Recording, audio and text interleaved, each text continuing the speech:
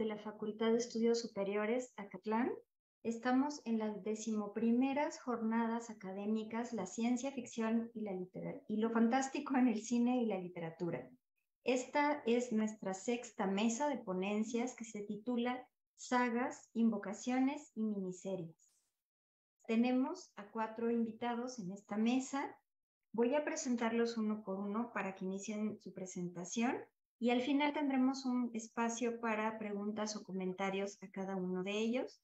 Por favor, quienes nos siguen, que nos hacen favor de seguirnos, pueden participar a través de los mensajes de esta transmisión y se los haremos llegar a nuestros invitados. En primer lugar, les presento a Kanya Morales Aguayo. Ella es egresada de la licenciatura en Enseñanza de Inglés. Se ha distinguido por ser ponente en diversas conferencias de su licenciatura, al igual que en encuentros de la facultad. Realizó una estancia educativa en la Universidad de Massachusetts en Alberta, Canadá. Ha participado como voluntaria en las jornadas vocacionales y estudiantiles, representando a la FES Acatlán en diversos eventos. Colaboradora en el proyecto de investigación dentro de la FES Acatlán, Círculos de Lectura de Enseñanza de Inglés, y actualmente se desempeña como profesora de inglés en el Colegio de Ciencias y Humanidades Naucalpan. Bienvenida, Kanya.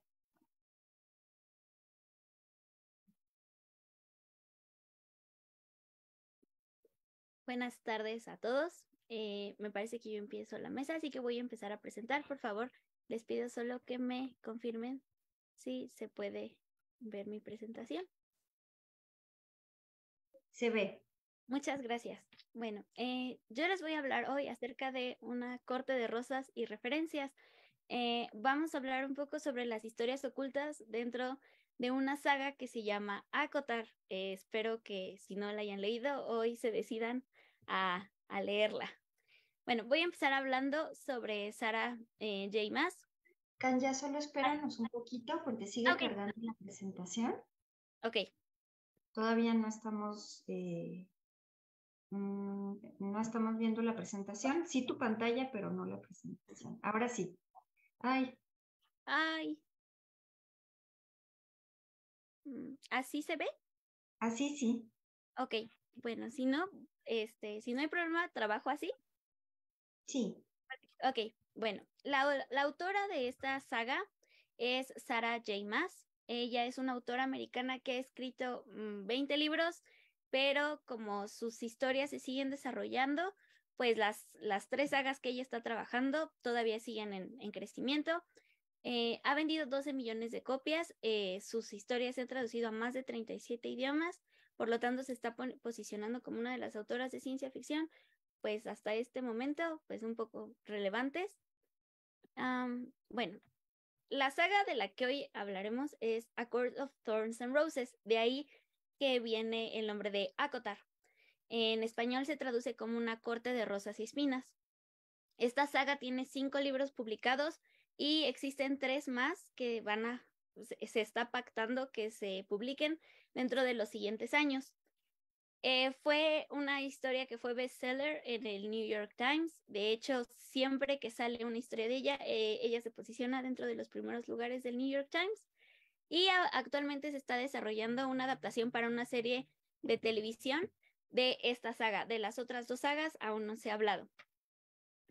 Fue muy difícil hacer esta ponencia sin hacer spoilers y creo que es libre de spoilers, así que si de repente hay huecos es porque no quiero spoilearlos. La historia presenta el personaje de Feyre Archeron. Ella es una cazadora que sin saberlo asesina un alto lord de la corte de la primavera y para pagar esta deuda que ella tiene con la corte de la primavera, ella es llevada hacia la corte. Así empieza el argumento de esta serie. Y para poder hablar de lo que yo voy a hablar el día de hoy, que va a ser la intertextualidad, primero quiero que sepan que fue muy difícil porque existe mucha intertextualidad en estos textos. Entonces, para poder organizarlo un poco mejor, lo dividí en 3 partes. La primera es la trama, la segunda los personajes y la tercera son acontecimientos muy puntuales que suceden dentro de la historia. En las historias, que son las que se van desarrollando en todo el desarrollo del libro, Es importante mencionar y comenzar diciendo que esta serie es un retelling. Los retellings han cobrado popularidad en los últimos años, ya que muchas historias que se han contado, particularmente en lo que se denomina el Young Adult Fiction, que es la literatura que están leyendo los jóvenes acerca de ficción, muchos son retellings de historias pues antiguas, como lo es Perséfone y Hades, La Bella y la Bestia, La Sirenita. Muchísimas historias ahora son retellings.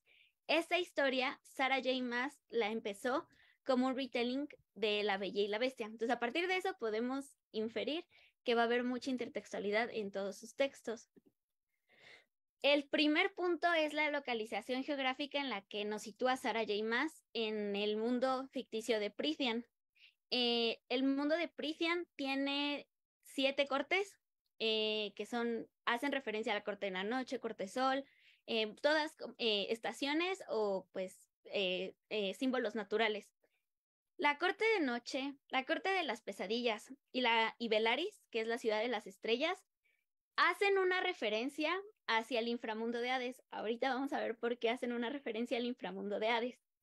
También Cretea, que es una pequeña isla dentro de la historia, hace referencia un poco hacia Hogwarts, ya que tiene un encantamiento especial que hace que las personas que no son, llamamos, dignas de ver aptas para ver esta ciudad solo vean ruinas, y eso también pasa con Hogwarts. Hogwarts, si lo ve un mogul, no puede ver, solo ve ruinas y un letrero de no se acerque. También existe una separación entre el mundo de los Faes, ahorita voy a explicar qué son los Faes, y el mundo humano, y existe en el muro, está protegido por magia. Este muro hace un poco referencia al muro que se hace, que se trabaja toda la historia de Game of Thrones, y pues esos son los principales, lo primero que identificamos dentro del espacio temporal de la historia. Como lo mencioné antes, Sarah J. Maas ella dijo que era un retelling, empezó así, que empezó como un retelling de La Bella y la Bestia. Existen muchísimas referencias a esta historia. Ella es llevada a una prisión donde se enamora del captor, el captor le da libros, la hace pintar, y ellos tienen una maldición. La maldición es que en un baile se quedan como pegadas unas máscaras, entonces todos ellos portan esta máscara. ¿Cómo se va a derrotar ese hechizo? Con el verdadero amor. Pero después, en el segundo libro, tenemos otro retelling. La historia empieza con un nuevo retelling, donde se retoma el mito de Hades y Perséfone para poder desarrollar la segunda parte de la historia. Aquí es donde entra el personaje de Rhysand. Rhysand va a ser la persona que gobierna la corte de la noche, Velaris, y la corte de las pesadillas. Y esto, al hacer la conexión, pues nos hace darnos cuenta de por qué existe una referencia hacia el inframundo de Hades. La segunda parte son los personajes, y esta fue la parte un poco más compleja, ya que pues son personajes un poco complejos, entonces tratar de resumirlos fue muy difícil, pero trataré de hacerlo. En primer lugar, los Faes. En el mundo de Prythian existen dos tipos generales de personas, los Faes y los humanos. Los Faes son los altos lores, ellos son los que tienen el poder, la sabiduría y la magia. En el momento que se les describen, la primera referencia son las orejas puntiagudas y que son muy altos. La primera referencia es los elfos del Señor de los Anillos. Incluso en las características físicas siempre se describe a los Faes como seres muy hermosos. La siguiente referencia son los ilirios. Los ilirios son conocidos como los hombres murciélagos, ya que tienen alas que son muy, muy, muy grandes. Y existe una teoría en la que se habla de que ellos son descendientes directos de los arcángeles, de los ángeles caídos, y por eso sus alas son negras, no poseen alas blancas.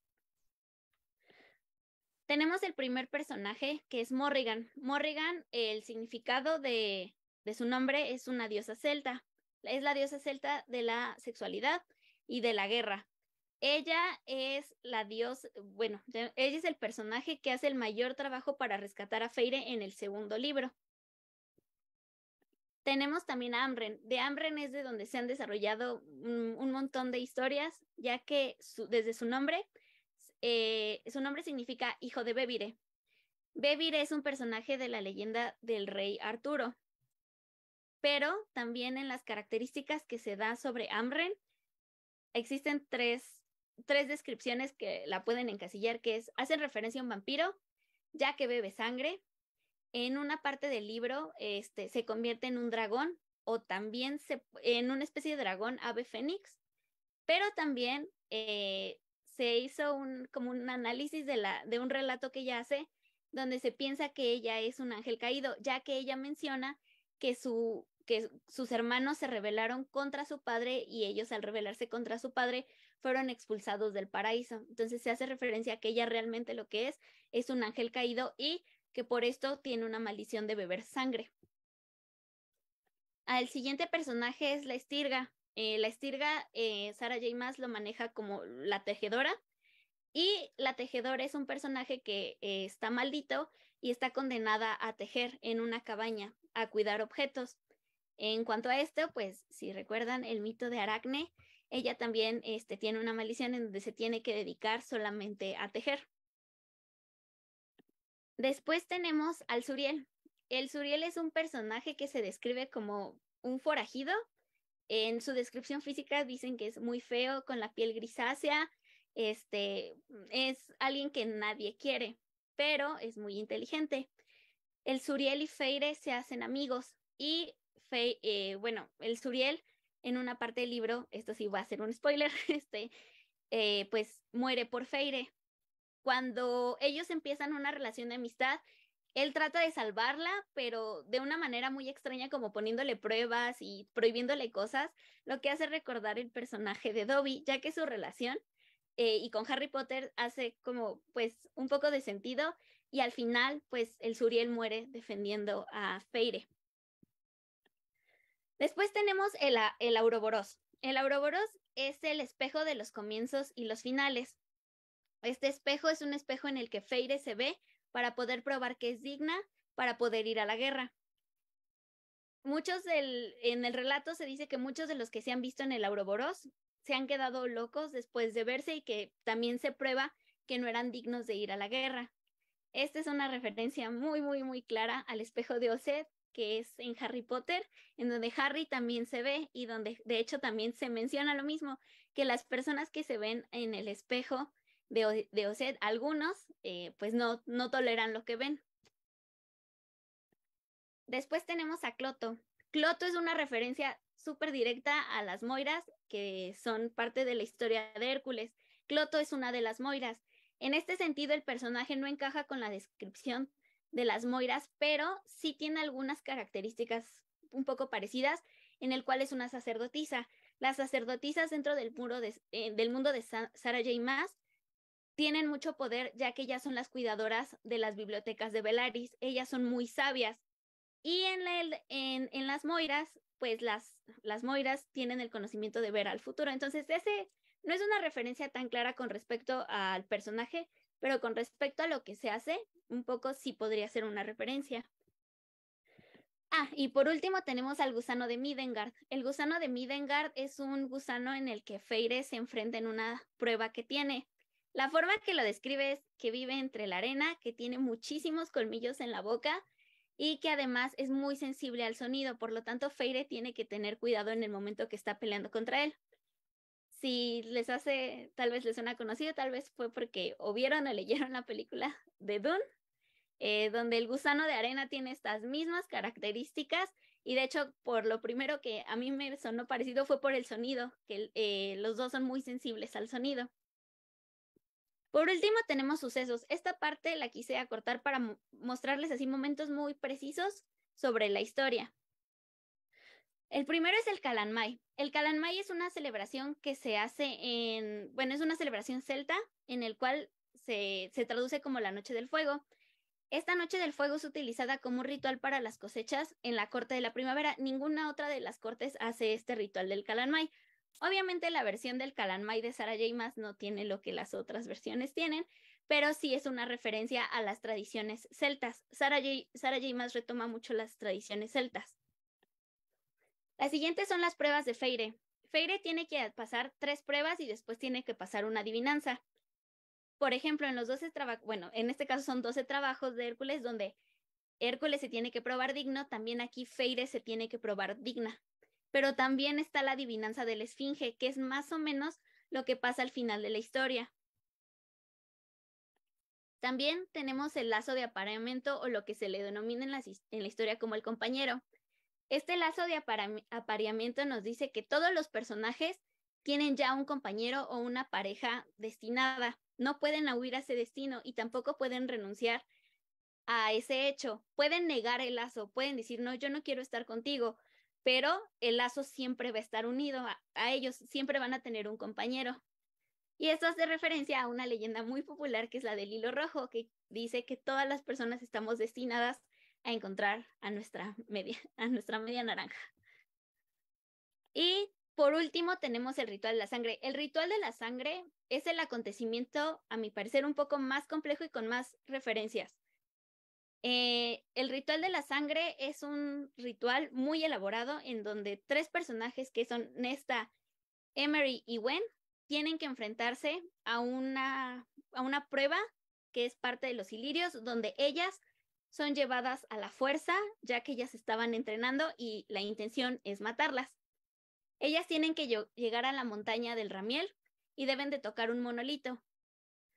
Esto hace un poco referencia al monolito a Harry Potter y al Cáliz de Fuego, porque el monolito es una especie de traslador. En cuanto ellas toquen la gema del monolito, ellas van a ser trasladadas a un lugar seguro. Pero también a los Juegos del Hambre, ya que dentro del ritual de la sangre, todos los personajes pues pueden asesinar, pueden hacer alianzas y de hecho pues ellos mismos se van eliminando ya que solo quedan los mejores guerreros.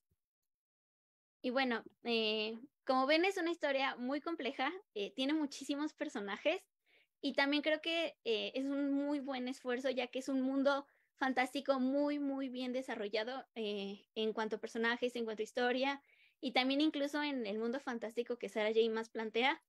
A mí me parece una excelente opción si les gusta mucho la ciencia ficción y este tipo de historias.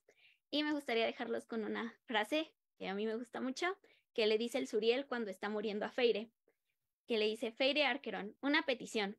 Deja este mundo un lugar mejor de como lo encontraste. Y es en el libro de Una corte de alas y ruina. Y esto sería todo. Muchas gracias.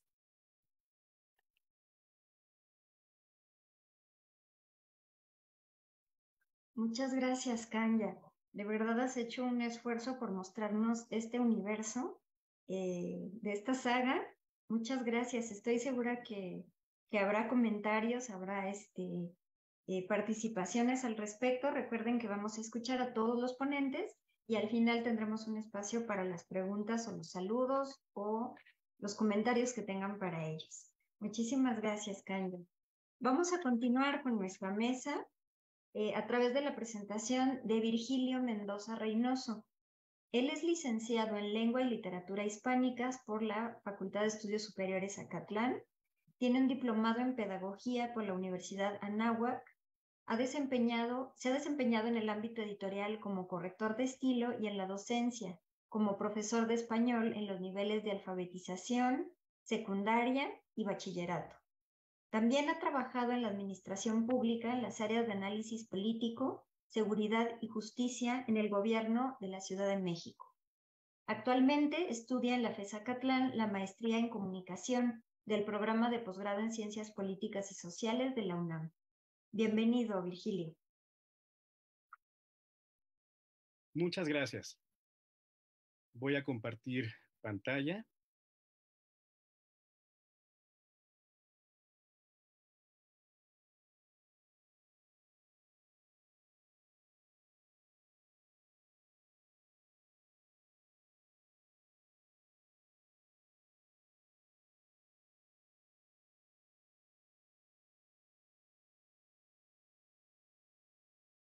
Bien.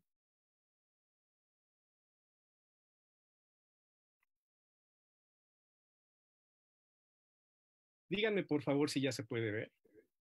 Se ve, Virgilio.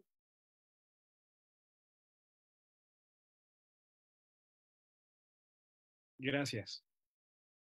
Voy a comenzar entonces. Soy leyenda. Hubo un tiempo en que aseguré que la muerte no podía reclamar mi alma. que ninguna enfermedad podía afectarme.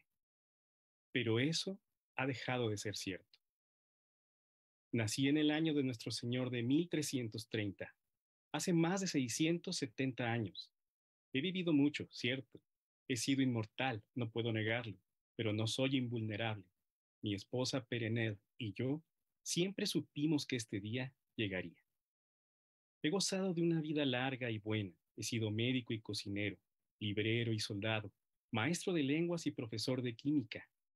Y también fui el alquimista. Nos ofrecieron el don, o debo decir maldición, de la inmortalidad. Y mi esposa y yo luchamos contra el mal de los oscuros inmemoriales y les mantuvimos alejados de este reino mientras buscábamos a los mellizos de la leyenda. Siempre estuvimos convencidos de que nos ayudarían a defender el planeta. Pero estábamos equivocados. Ahora la muerte nos acecha y los mellizos se han esfumado, pues han viajado en el tiempo hasta la isla de Atlantis, unos 10.000 años atrás, justo donde todo comenzó. Hoy, nuestro mundo se acaba. Mi esposa y yo falleceremos, si no por la mano de algún monstruo, por vejez. Mi querida esposa me ha regalado un día más de vida, pero a un costo terrible. Y si hay algo de consuelo en esta historia, es que al menos moriremos juntos. Pero aún no estamos muertos, y no nos iremos de este reino sin luchar, pues Perenelle es la hechicera, y yo, el inmortal, Nicolas Flamel, el alquimista. Me da mucho gusto estar con ustedes, soy Virgilio Mendoza y esta tarde voy a hablarles de una serie de novelas que tuvo un éxito comercial importante. Me refiero a Los secretos del inmortal Nicolas Flamel, escrita por el escritor irlandés Michael.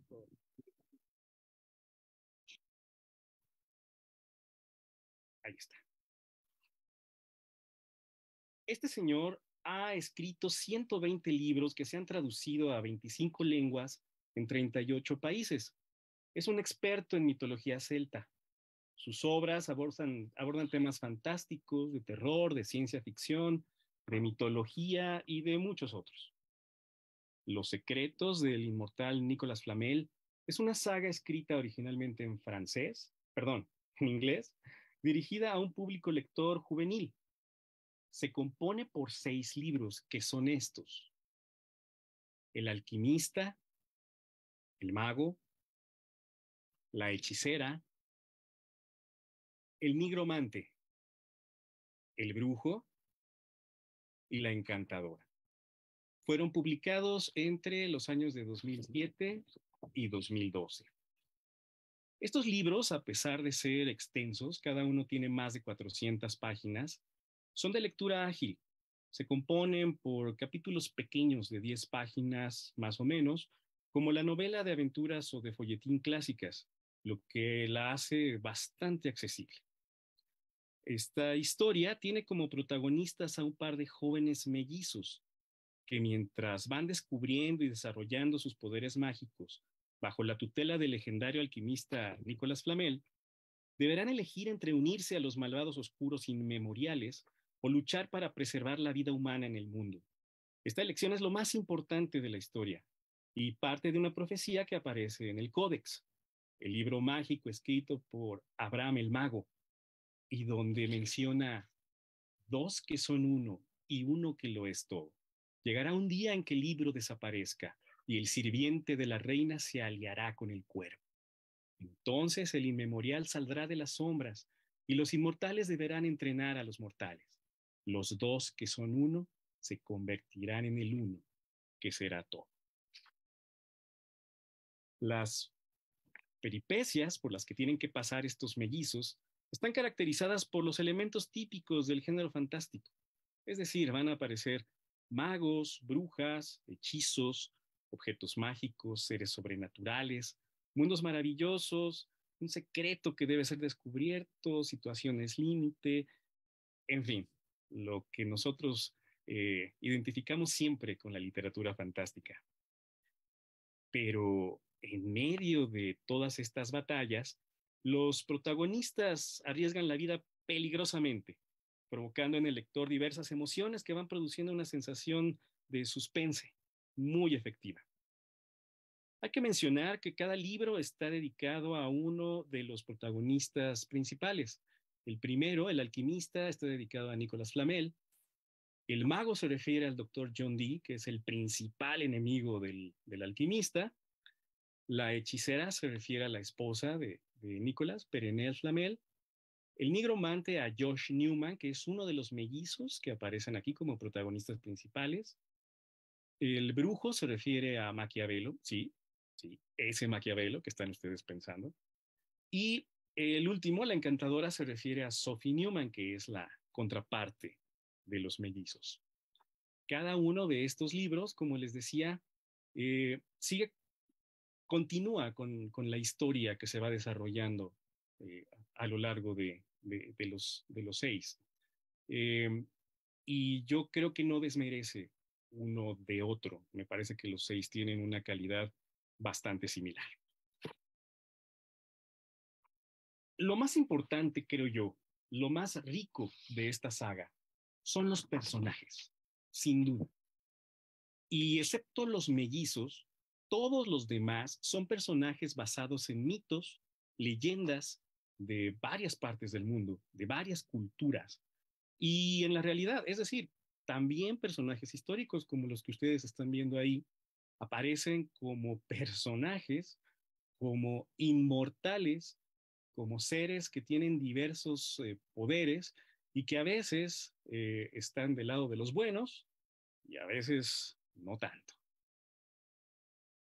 No solamente los personajes históricos llaman la atención, hay muchos seres fantásticos, también como los que están viendo ustedes, sátiros, gárgolas, valquirias, golems.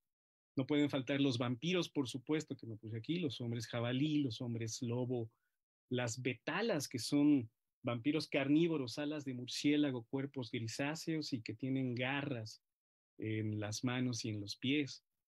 Y no solo eso, además también tenemos elementos mitológicos como dioses, aparece Marte, Prometeo, que es muy importante en la historia, Cerunos, que es la imagen que ustedes están viendo ahí, Isis y Osiris, y no podía faltar la cultura prehispánica. Sí, también aparecen Huitzilopochtli, Quetzalcóatl, Coatlicue la mencionan como la madre de los dioses, la primera vampira, según la historia que nos están narrando.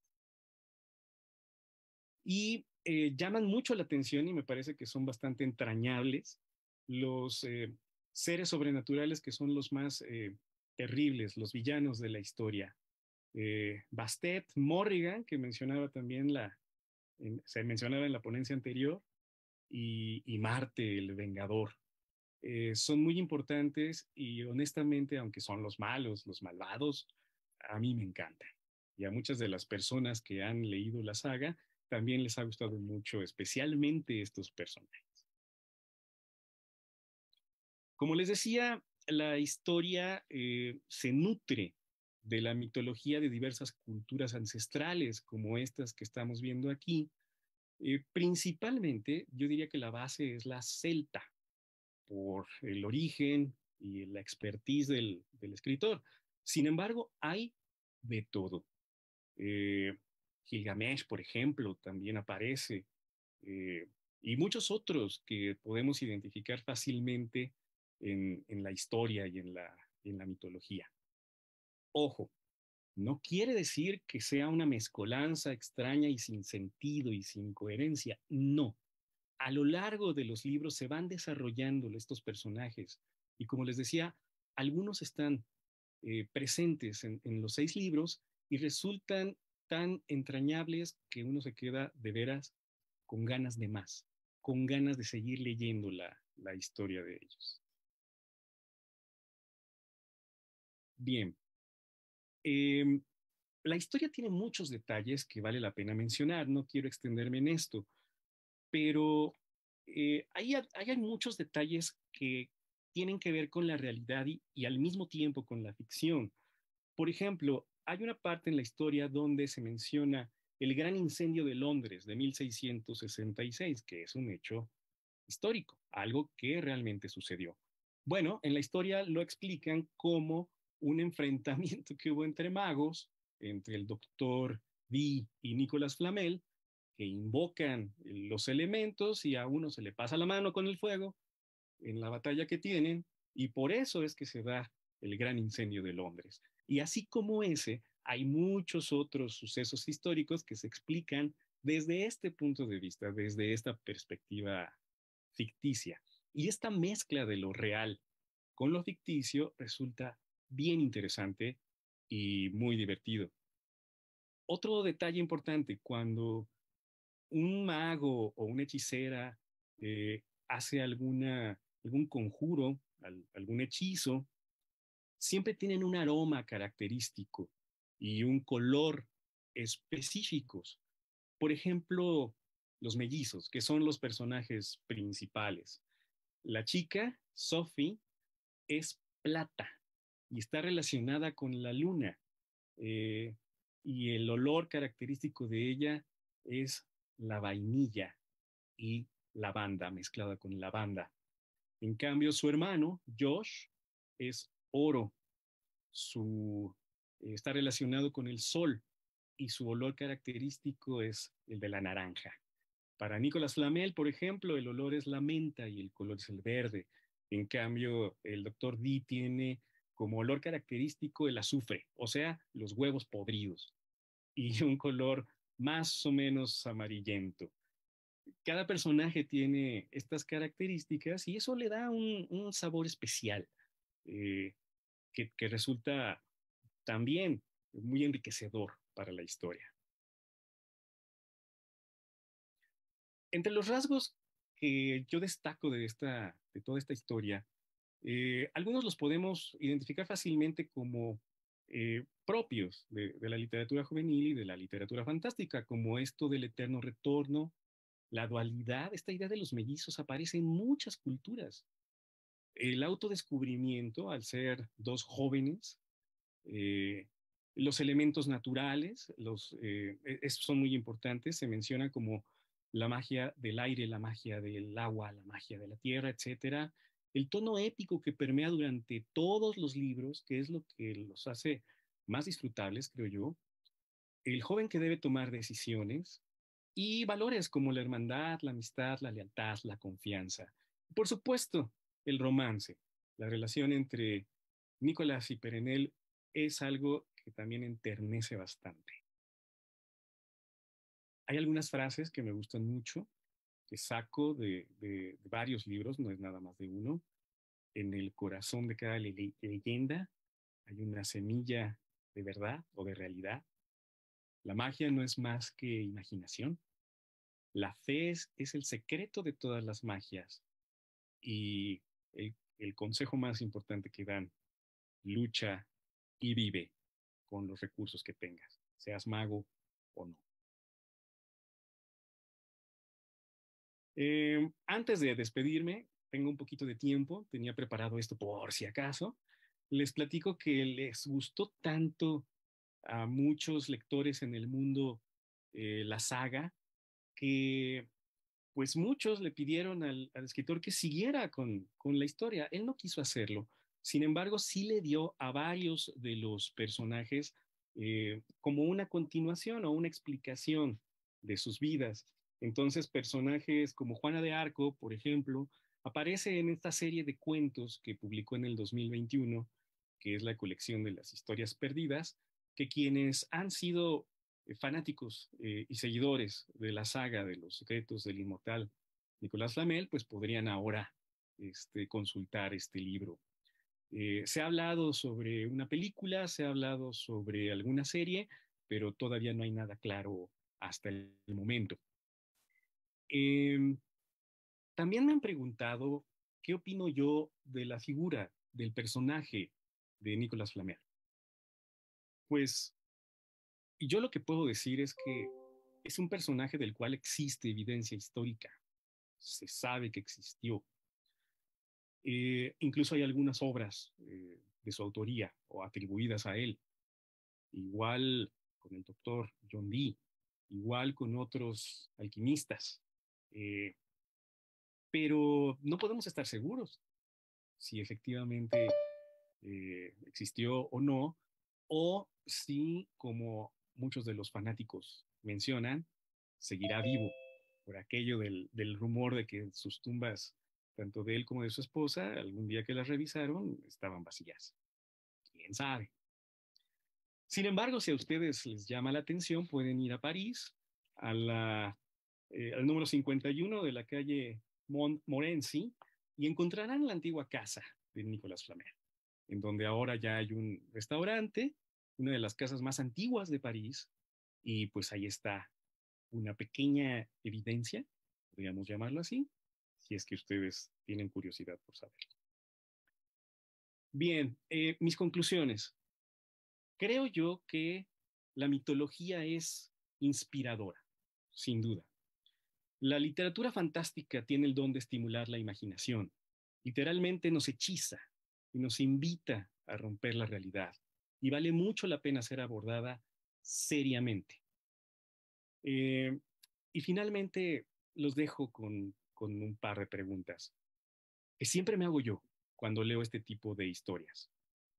¿Quién puede tener la certeza de que todo lo que cuentan mitos y leyendas no sucedió? ¿Quién puede asegurarnos que la magia no existe? Muchas gracias.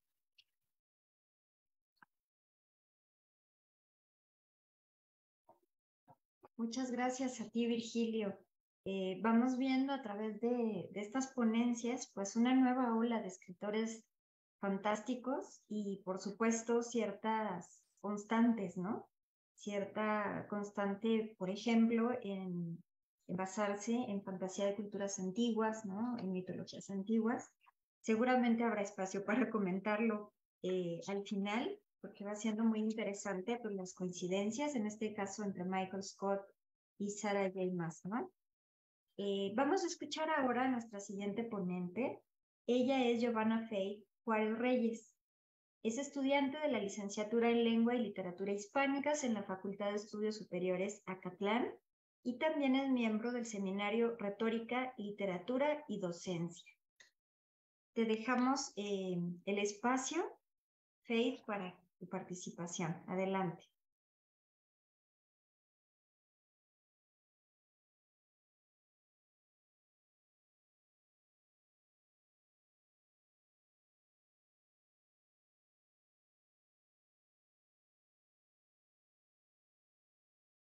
Ay, creo que estoy teniendo problemas para compartir. Espérenme un momentito.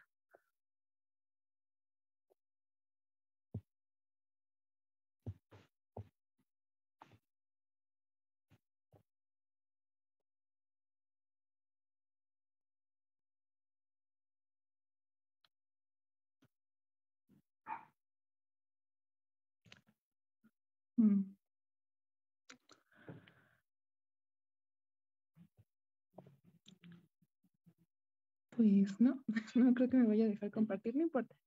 Así está bien. Creo que va a ser sin apoyo visual, lo siento mucho. Un problema técnico, pero no importa. El show debe continuar. Muy bien. El nombre de mi ponencia es La disonancia cognitiva en la novela y miniserie La mujer del viajero en el tiempo. Para empezar como a entrar en tenor del tema, creo que es muy importante que primero entendamos qué es una disonancia cognitiva para después ya irnos sumergiendo en la historia de la mujer del viajero en el tiempo. Yo para explicar este fenómeno cognitivo, empleé en mi archivo una cita muy breve de Anastasio Vejero Bernal. Como no se las puedo mostrar, la cita dice así. Al tomar una decisión aparece la disonancia. Las creencias de lo elegido se oponen a las creencias de lo no elegido, lo que genera precisiones para reducir esta disonancia y aumenten el atractivo de la alternativa elegida. Bueno, puede que en una primera lectura, y más si lo están escuchando de mi voz, ustedes digan, ¿qué está pasando? Pero una disonancia cognitiva a grandes rasgos es cuando se oponen dos sesgos en una elección, en una decisión. Entonces, por ejemplo, cuando una sociedad va cambiando, se generan ciertos estímulos que hacen que nuestras decisiones se vayan de un punto a otro. Generalmente nosotros queremos confirmar nuestros sesgos y a esto se le llama sesgo de confirmación. No quiere decir que tengamos un problema o que haya algo mal en nosotros, simplemente quiere decir que es un proceso psicológico básico por el que nos relacionamos con otros. No lo podemos evitar. Generalmente nosotros nos regimos por nuestros sesgos y en función de la confirmación de estos es que podemos ser seres funcionales en la sociedad y tomar decisiones. Principalmente esto se da con la toma de decisiones. Entonces, ¿cómo yo agarré y relacioné esto con una novela, pues, juvenil, digámoslo así, una miniserie? Bueno, la novela de las que les quiero hablar y cómo se produjo este fenómeno cognitivo en esta novela es La mujer del viajero en el tiempo, escrita por Audrey Nightingale. Creo que se pronuncia así, la verdad, que no es alemana, es de Estados Unidos, de Ohio, me parece. Y ella escribe en el 2003 esta novela. Es una novela así muy choncha, la presté y por eso no la tengo, pero si no se les enseñaría, es una novela así, es chaparrita. Y pues es muy interesante porque el concepto que plantea en la novela, aparte de filosófico, es más que nada amoroso. O sea, si ustedes son acá románticos, amorosos, ridículos como yo, les va a encantar. Y la novela trata a grandes rasgos de un hombre que tiene un desorden genético que no, ni siquiera lo obliga, simplemente lo hace viajar en el tiempo. Y me gusta mucho cómo lo describe él. Él dice que es como parpadear, que es como cuando te cansas mucho y te levantas y sientes este mareo y tienes que recuperar un poco la conciencia de dónde estás. Y en su caso, a él le pasa que de repente pues está, no sé, hoy es 22 de febrero del 2023 y él puede recuperar la conciencia en el 5 de mayo del 1998. Generalmente él viaja en un lapso del tiempo donde él ya vivió o va a vivir. Es muy raro que él viaje después de su muerte. Pero imagínense lo que es esto. O sea, él no puede ver su vida como nosotros, que nos despertamos y no sabemos qué nos va a deparar el día. Él no puede ver su vida desde la incertidumbre, vaya. Él ya sabe lo que le depara, si no el día, la vida. O sea, él ya sabe qué es lo que va a ocurrir en su futuro. Entonces, em, por ejemplo, él ya sabe con quién se va a casar, él ya sabe cómo va a morir, cuándo va a morir. Él de hecho tiene un trauma muy fuerte porque él descubre que puede viajar en el tiempo en el momento en el que su madre muere en un accidente automovilístico, porque él se desplaza física y mentalmente a otro momento y luego regresa y se da cuenta que su madre está muerta en su auto. Entonces él no puede elegir a dónde va, o sea, y es un conflicto muy fuerte para él a lo largo de la novela, ver una y otra vez cómo su madre muere. Entonces, entendiendo esto, ya podemos estar, pero bien seguros de que él no puede decidir a dónde ir ni en qué momento estar, y ni siquiera puede decir, ay, pues mañana me voy al 2004. No, pues él no puede hacer eso. En este, en este contexto extraño de vida que parece más bien como una distopía, porque pues en qué momento conocemos a alguien que tiene un problema genético que lo hace viajar, él pues de manera, digámoslo así, accidental, eh, conoce a su esposa, pero él la conoce cuando él tiene 40 años y él viaja cuando ella tiene 6 años. Y ellos se conocen a lo largo de toda la vida de ella, no tanto de él, porque él la conoce después de que tiene 28. Es un poco engorroso ordenarlo todo cronológicamente, porque la novela en sí está en desorden, es una serie de analepsis y prolepsis. Entonces, él la conoce a esa edad y él ya está casado con ella, o sea, él a los 40 y tantos está casado con ella y se regresa cuando ella tiene 6. Entonces él no puede evitar estar casado con ella y conocerla cuando tiene 6. Es así como surge su relación.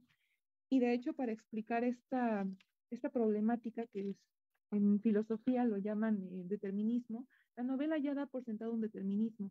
El determinismo es esta fuerza que nos obliga a actuar de cierta manera. O sea, es como decir que yo no decidí escribir esta ponencia y presentarme aquí enfrente de ustedes, mi querida audiencia. Es como si el determinismo dijera, no, tú tienes que escribirlo así, así, así. Van a seleccionar tu ponencia y tú vas a estar sentada ahí hablando de esto y de esta novela. Así es el determinismo, no te da elección, no da cabida para que uno pueda elegir qué hacer o qué decir o qué pensar.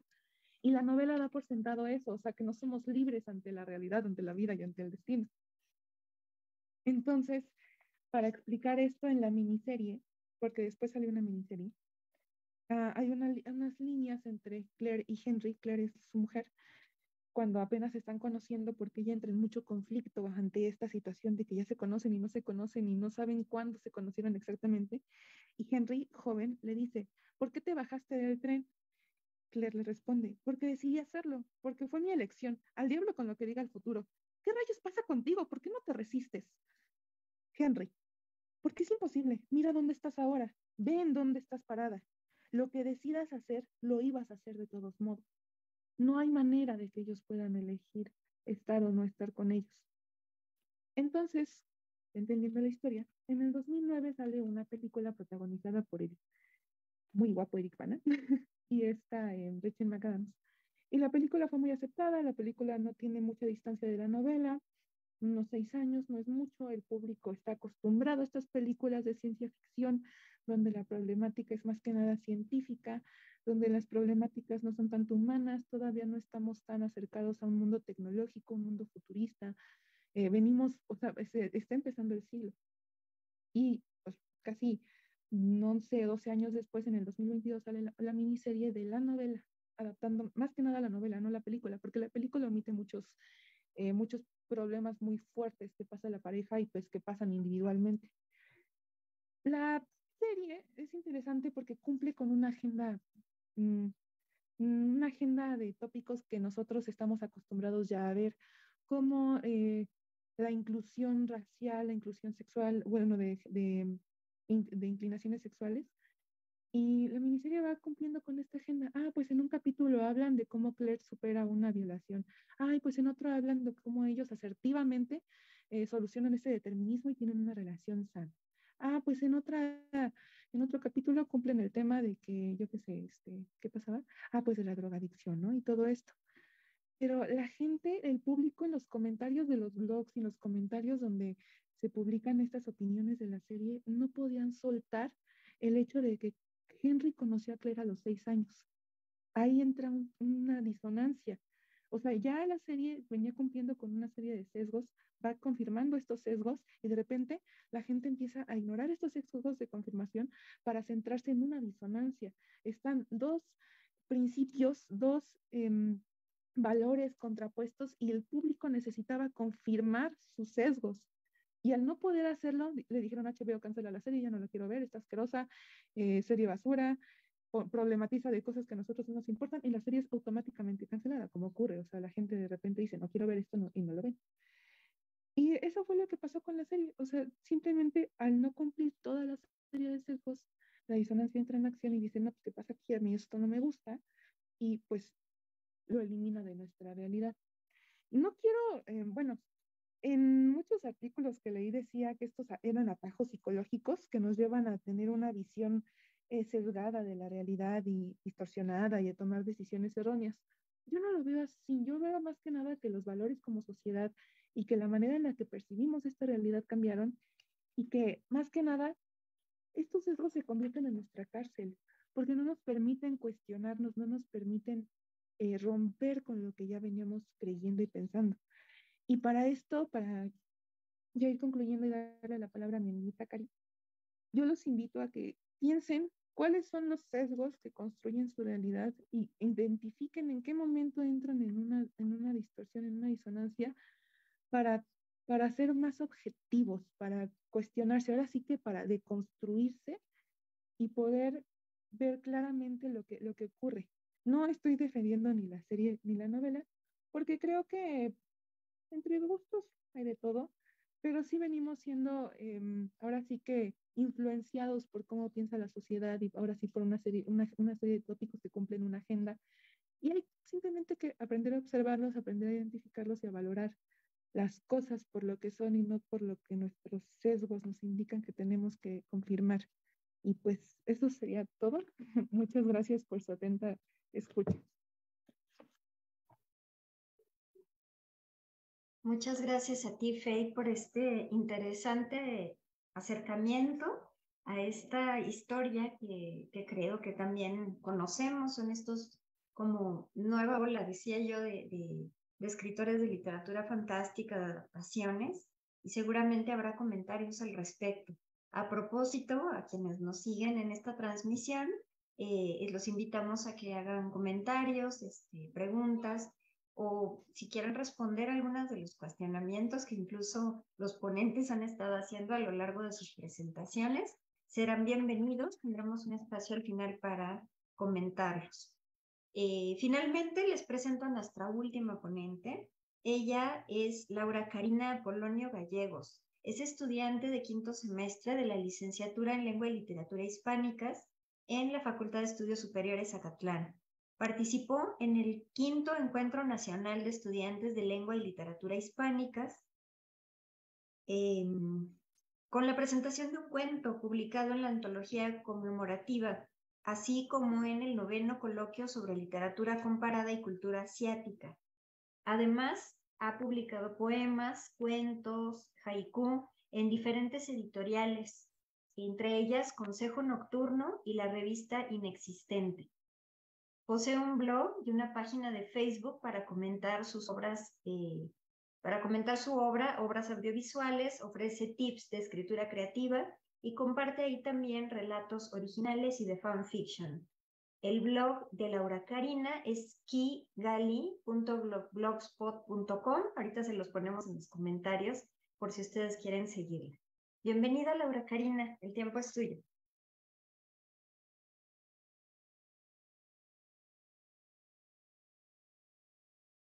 Tu audio, por favor. Gracias. ¿Se escucha bien aquí? Sí, se escucha y se ve. Gracias. Primero, pues, de nuevo agradezco la oportunidad de estar aquí. Esta presentación es un ensayo que vengo investigando desde hace un tiempo y que le agradezco al profesor Ernesto Cedillo de la materia de literatura prehispánica de la carrera de letras de la FES Acatlán, porque me orientó un poco a cómo hacer que mi gusto por la cultura asiática no se comiera a la otra voz, digamos, de este ensayo, que es la parte prehispánica. Entonces, de aquí surgió la idea de manejar dos enfoques, tanto el prehispánico como el asiático. La ponencia se titula Nahuali Huilijin, Invocaciones y Espiritualidad en Blue Exorcist de Kazuo Kato. Primero, mis objetivos. El general es identificar y contrastar elementos sobrenaturales de la cultura mesoamericana y de la chino-japonesa presentes en este manga o cómic japonés titulado Blue Exorcist o Aono Exorcist de Kazuo Kato. Los objetivos particulares son mostrar las similitudes entre los nahuali, los huilijin o espíritus de zorros chinos y los demonios familiares presentes en esta historia bajo el enfoque de las jornadas que nos tienen aquí, la magia, la brujería y la hechicería. Este es el manga y varios tomos. Aquí tengo el que a mí me interesa, es el tomo 12, por si alguien quiere ir a darse una zambullida, porque más que la historia incluso de ficción, maneja muchos elementos de hechicería, de diferentes culturas, y eso lo vamos a ver más adelante. Blue Exorcist es un manga de acción, fantasía y sobrenatural, entre otros subgéneros, para un público adolescente, serializado en la revista Jump Square de la editorial Shueisha desde el 4 de abril de 2009 hasta la fecha actual. A Shueisha muchos la ubicarán por la revista más popular, que es la Shonen Jump, de donde salió Naruto y One Piece. Esta historia se ubica en un universo ficticio de humanos y demonios divididos en dos dimensiones o mundos. El protagonista, que lo estamos viendo en pantalla, se llama Rin Okumura, tiene 15 años, es mitad humano y mitad demonio. Se convierte en un exorcista bajo el objetivo de vengar a su padre adoptivo. Los personajes secundarios que aquí nos interesan son Shiemi Moriyama e Izumo Kamiki. Ambas son chicas estudiantes de la True Cross Academy que buscan ganar el título de domador o de médico. Domador vendría siendo tamer y médico pues doctor, respectivamente, debiendo invocar entidades sobrenaturales a las que llaman familiares. La primera duda que se me ocurre que surja es por qué estoy asociando esos elementos asiáticos prehispánicos si las referencias que aquí grita la trama son cristianas católicas.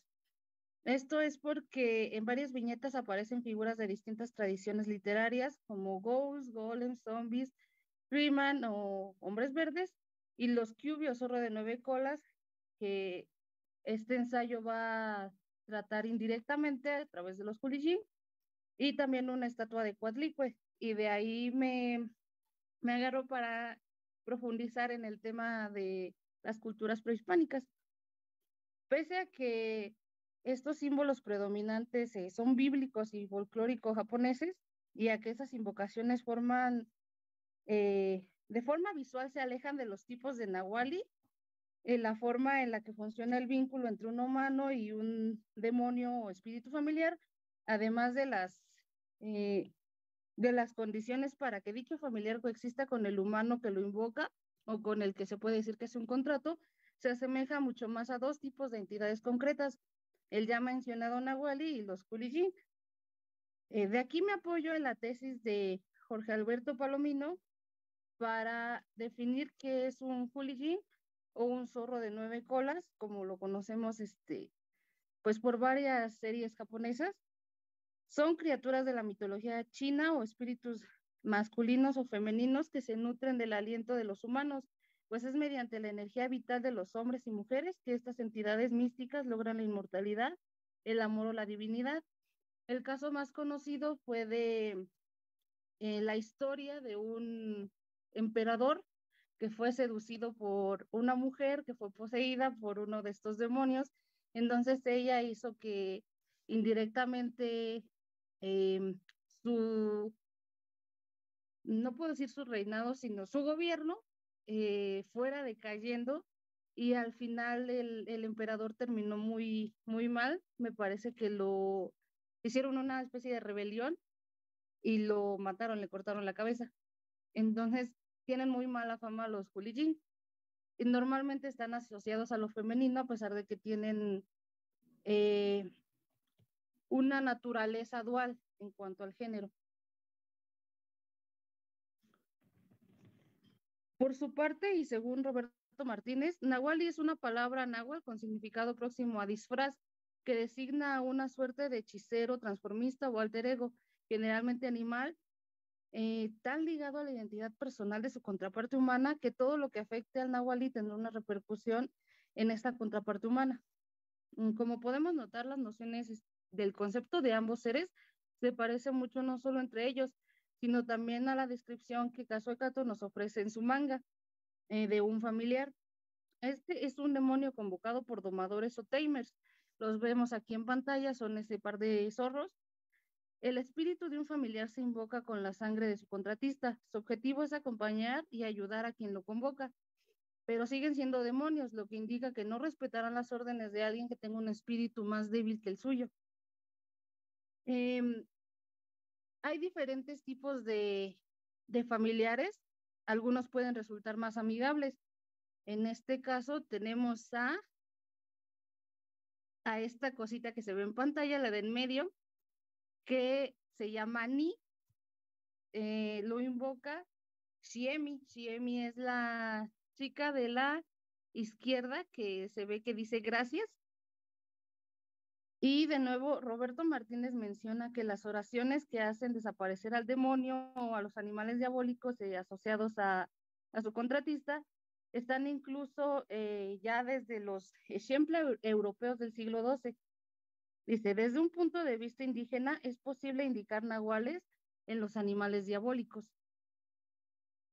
También dice que la forma del nahuali variaba en razón de las características distintivas del personaje al que se encontraba asociado. Aquí podemos observar en estas imágenes como Izumo, invoca a zorros que tienen un aura más, no imponente, pero sí inspira mucho respeto. Y no son muy grandes tampoco, pero no son tampoco como el tamaño de las de la invocación de Shiemi. El de Shiemi es un Greyman que lo han descrito en la misma historia como adorable.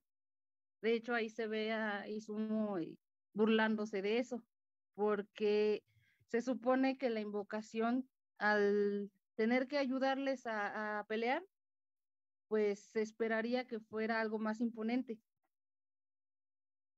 Entonces, algunas características que vinculan a Shiemi con su invocación llamada Ni, pues es que es torpe, adorable, diminuto, asociado a la naturaleza, mientras que los animales de Izumo son dos misteriosos y gráciles zorros del tamaño perfecto. Además de la apariencia, hay correlación entre familiares y Nahuali en que ambos suelen manifestarse como un animal representativo. Se vinculan con una persona según su carácter y dichos entes se alimentan de algo más que la fuerza física, es decir, de su espíritu, conformado por rasgos como el ánimo, el temperamento y su voluntad. En uno de estos capítulos del manga, empieza aquí, la lectura es de derecha a izquierda, por eso están ahí las flechitas. Se explica cómo funcionan estos familiares. Izumo es atacada por sus zorros cuando se encuentra inestable emocionalmente, mientras que el Greyman de Shiemi, que pareciera más débil, resulta más útil y obediente en respuesta a su voluntad de ayudar. Luego, en el arco argumental sobre el secuestro de Izumo, es el de este manga, se explica cómo funciona el linaje y la relación entre humanos y demonios. Se revela que ella es descendiente de una deidad llamada Inari Okami. Se puede decir que es una diosa o dios, no importa el género, pero es de una segunda línea en cuanto a su estructura jerárquica. Los dioses en Japón son muchos y están ordenados de mayor a menor importancia, siendo uno de los más importantes, por ejemplo, la diosa del sol. Entonces, Inari Okami es una especie de deidad que, a pesar de que se le reza en templos, pues realmente no es como tal un dios. Es la deidad de los alimentos, de la tierra y de la abundancia con relación a los arrozales. Ya desde aquí podemos ver una semejanza con las deidades de la cultura azteca, en este sentido de que para cada necesidad hay un dios y tiene a su contraparte, ya sea su esposa, su hermana o el mismo dios con dos géneros. Respecto al carácter mágico de los animales en la hechicería prehispánica, también conocida como chamanismo, el hecho de que la palabra kami designa una entidad dual en cuanto a su género, pudiendo ser esta masculina, femenina o ambos, se parece a la concepción mesoamericana de los dioses, sus atributos físicos y los correspondientes animales que les eran asignados como entidad compañera. Estos animales son los nahuali. Para los personajes más destacados de la cultura azteca, por ejemplo, los gobernantes, los nahuali que le correspondían, también eran muy imponentes y la mayoría eran grandes. El zorro es el mensajero de Inari en el caso de la cultura asiática y se cree que él o ella puede asumir la forma de un zorro. La deidad también puede asumir la forma de una araña con el fin de enseñar a los hombres malvados una lección. Esta es una cita tomado de Spenta y también nos comenta que es retratado con una barba y que lleva 2 paquetes de arroz. Esta característica de la barba es otro rasgo de los gobernantes que acabo de comentar de la cultura azteca y sus nahuali, y la barba representa poder. Se asemeja aún más esta concepción entre culturas si sumamos la aparición de la imagen de Coatlicue en el segundo momento clave de la historia de Blue Exorcist, de Kazuo Kato. Entonces, la misma autora presenta a Coatlicue como la diosa azteca de la tierra. Esta repetición de lo mágico, divino o sobrenatural asociado a la tierra, fertilidad y naturaleza, se hace evidente que debe tener una razón si ha aparecido tantas veces, porque no es la primera a lo largo del manga que se hace una sugerencia. Sobre todo al considerar que la bruja, Yuri Egin, que es la madre de Rino Kumura, cuando quedó embarazada de él, se supone que su padre de Rin es Satán, y Satán la contactó por primera vez convertido en una bola de fuego. Ella lo abraza y de ahí se supone que son amigos, pero con el tiempo él se obsesiona con ella, y cuando crecen, pues ella se va con él para evitar este problema y regresa embarazada. Dice, Yuri le hizo frente a la posesión de la estatua de Coatlicue, madre de Huitzilopochtli, que también quedó encinta tras encontrar una bola de plumas que se llevó al pecho, según la versión del mito de Ríos Becerril. Este paralelismo se hace más evidente en el tercer momento crucial de la obra para este ensayo. Shiemi pertenece a una estirpe llamada Nephilim, de la familia Grigori. Esta familia se dice que es descendiente de Shemihasa, una diosa primigenia que participó en los orígenes de la humanidad. Shemihasa es una mujer que dentro de la historia sacrificó su cuerpo y se convirtió en el árbol más importante del jardín de Amahara, en la tierra de En, para calmar la ira del rey demonio de la tierra, llamado Amaimon, ya que había amenazado a la humanidad con volver al mundo inhóspito para la vida. Es decir, al ser el dios de la tierra, amenazó con dejarlo infértil y secar ese árbol. Así, Shiemi se ve obligada a confiar en sí misma para que así su familiar Ni obtenga la fuerza necesaria al estar asociada con la naturaleza para controlar a Maimon. Entonces, ella representa la protección y la sanación. Cabe destacar que Shemihasa o Semihasa es un demonio de género masculino en la tradición judio-cristiana. Entonces, la autora no se está apoyando únicamente en la Biblia, no está haciendo una copia para crear a sus personajes. Las connotaciones y dinámicas de Blue Exorcist quedan más claras al entender la tradición china y mexica, y la prueba está en que el propio concepto de la historia, su argumento en el cual se centra y la función del protagonista Rino Kumura tiene una identidad dual. A nivel macro es la división entre mundo de humanos y demonios. A nivel micro es la propia división del protagonista como un humano, mitad demonio. Habitan un mismo cuerpo estas dos entidades, estas dos naturalezas, y las dimensiones o mundos se llaman Asia y Gehenna, igual que en la Biblia. Pero los demonios del inframundo o del infierno pueden percibirse nahuales a pesar de esta influencia bíblica, por todo lo que ya les comenté también.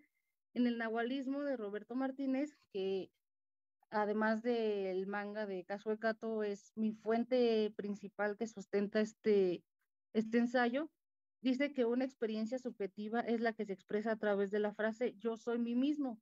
En esta frase yo es la primera persona y el mí, diferente de yo, es la objetivación del sujeto. Es decir, tenemos un mismo sujeto percibido desde dos enfoques. De modo que para reconocer su propia existencia, el individuo debe colocarse al mismo tiempo en la posición del sujeto que percibe y el objeto que es percibido por ese sujeto. En Rin, el sujeto es el humano y el objeto sería su yo demoníaco.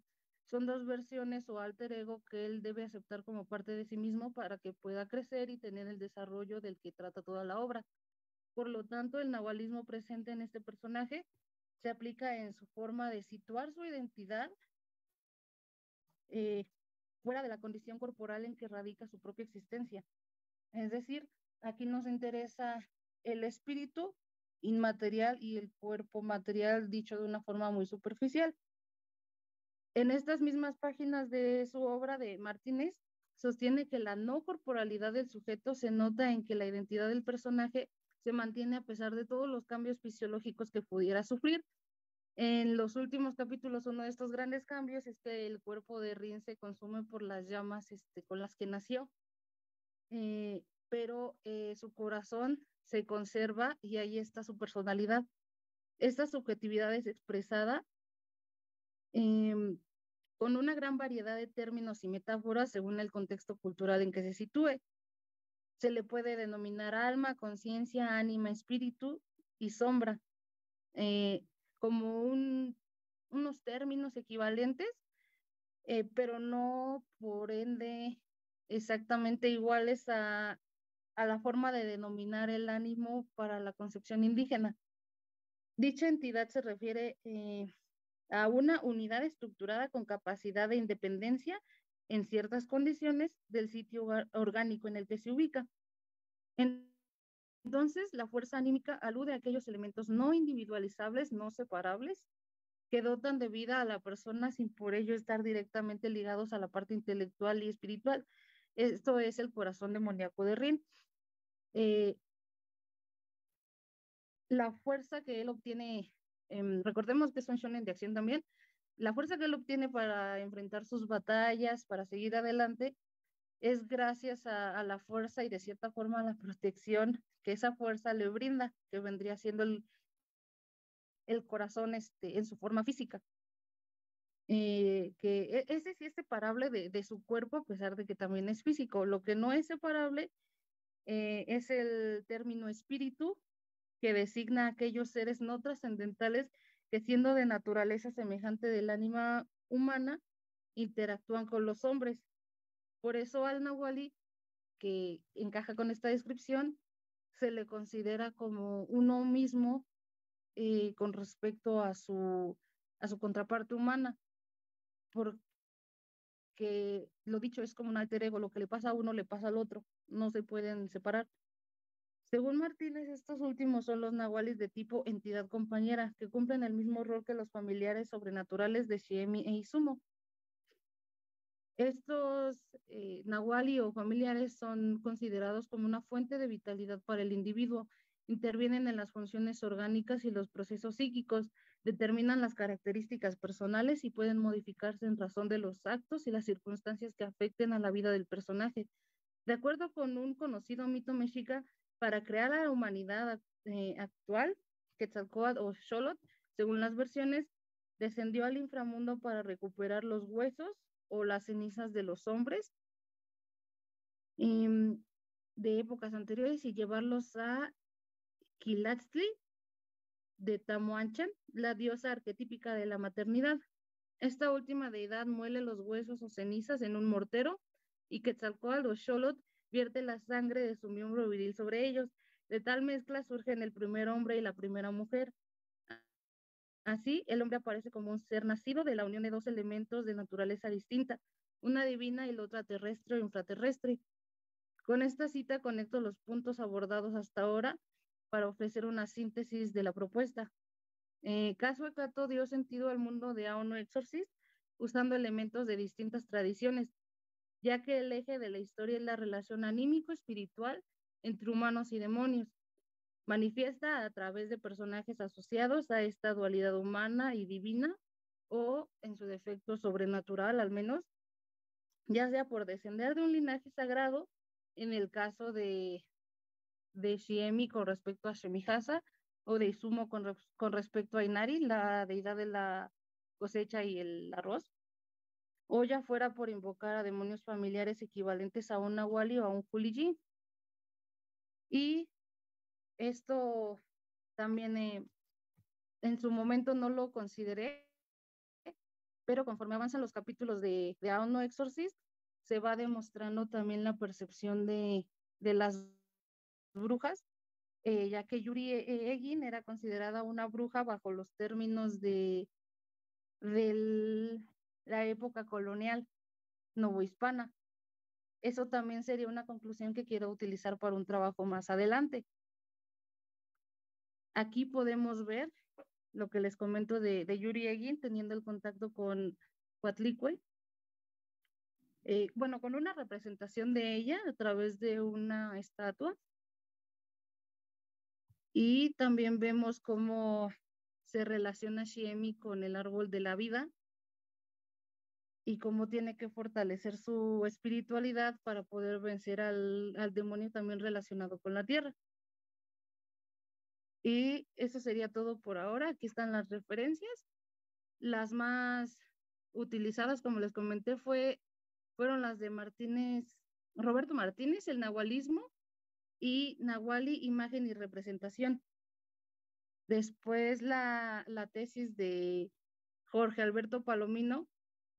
Esta es más sobre un comentario de una serie en Netflix. Si les interesa el tema de los zorros de 9 colas, esta está muy buena porque es una actualización a cómo vendría a sobrevivir esta parte tradicional, mitológica, en una época posmoderna ya con tecnología ultra avanzada. Aquí está el mito de Angélica Ríos Becerril de Coatlicue y el sitio web para consultar todas las deidades japonesas y su orden en la jerarquía de importancia de Spenta. En mi caso fue la entrada de Inari Okami. Muchas gracias.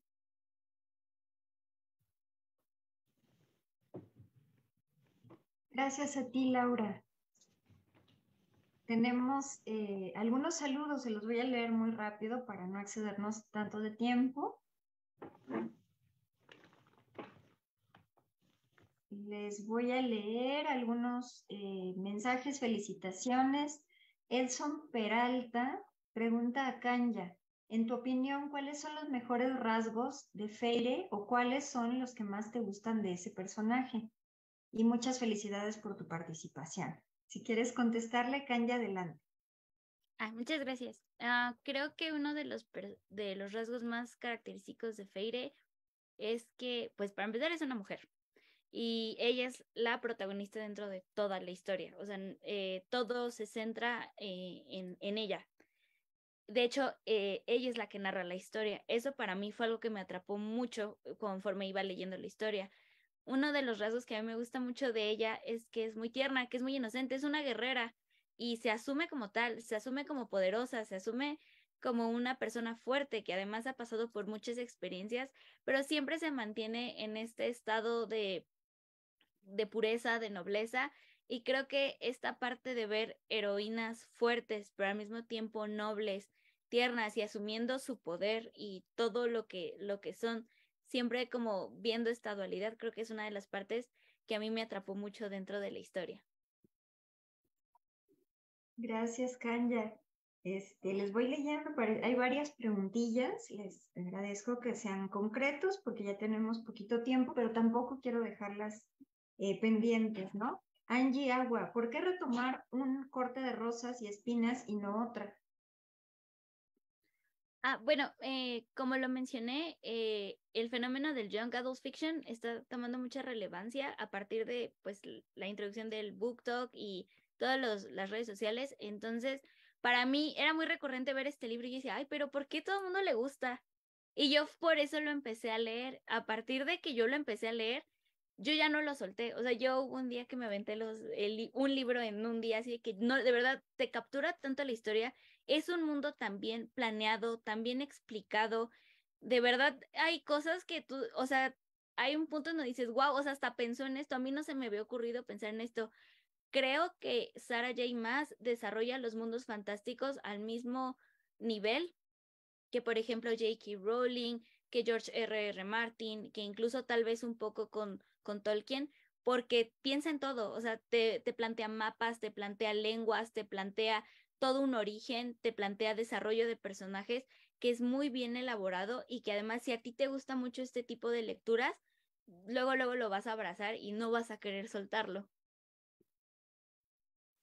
Muchas gracias. Justo al respecto dice Claudia Espinosa Cambrone, dan ganas de leer a los autores que trabajaron. Muchas gracias. Para Virgilio hay una felicitación de Mari Carmen Telles y también de Tania Jiménez. Un par de preguntas a Virgilio Mendoza. ¿De qué manera es representada la diosa Coatlicue para considerarla un vampiro?